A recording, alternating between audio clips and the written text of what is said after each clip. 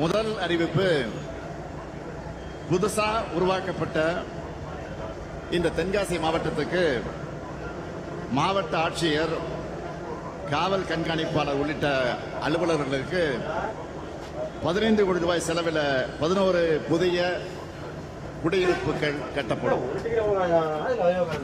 இரண்டாவது அறிவிப்பு, சங்கரன்கோயில் மேலநிலைத நல்லூர் பகுதியில் இருக்கக்கூடிய பெண்களுக்கு அதிக வேலைவாய்ப்பு அளிக்கக்கூடிய குருக்கல்பட்டி சிப்காட் திட்டத்தின் நீர் தேவைகளை நிறைவு செய்ய 52 கோடி ரூபாய் மதிப்பீட்டில் புதிய குடிநீர் திட்டம் செயல்படுத்தப்படும். மூணாவது அறிவிப்பு, தென்காசி மாவட்டத்தில் இருக்கக்கூடிய மாற்றுத்திறனாளிகளுக்கான ஒருங்கிணைந்த சேவை மையம் 2 கோடி ரூபாய் மதிப்பீட்டில் அமைக்கப்படும். நாலாவது அறிவிப்பு, கடையம் ஊராட்சி ஒன்றியத்துக்கு 6 கோடி ரூபாய் செலவில் புதிய கட்டடம் கட்டப்படும்.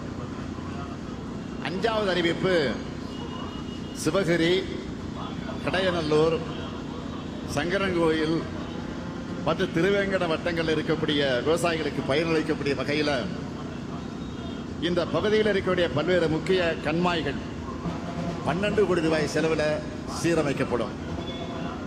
ஆறாவது அறிவிப்பு, தென்காசி வட்டம் சிவசைலம் கிராமத்தில் இருக்கக்கூடிய கடனா அணை 4 கோடி ரூபாய் செலவில் சீரமைக்கப்படும்.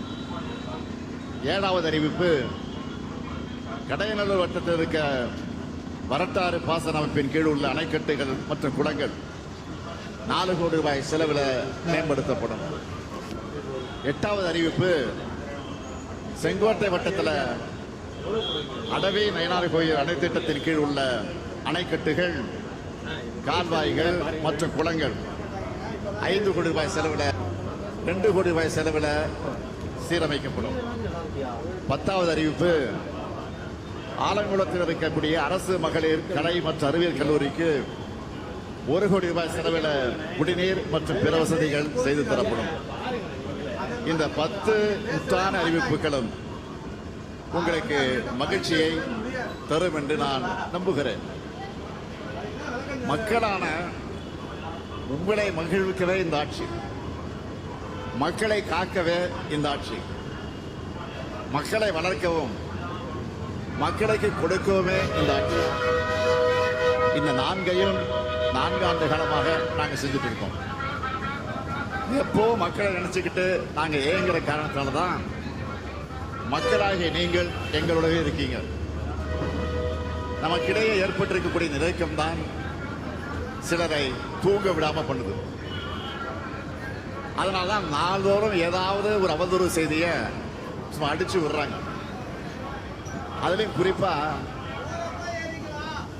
எதிர்கட்சி தலைவர் திரு பழனிசாமி அவர்கள் விரக்தியின் உச்சிக்கே போய் பேசிட்டு இருக்கிறார்.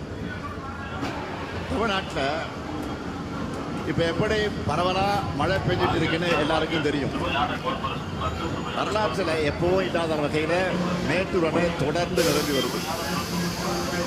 மேட்டூர் அணை நீரை பாசனத்துக்காக குறிப்பிட்ட நாள் அல்ல, அதுக்கு முன்னாடியே திறந்து விடுறோம்.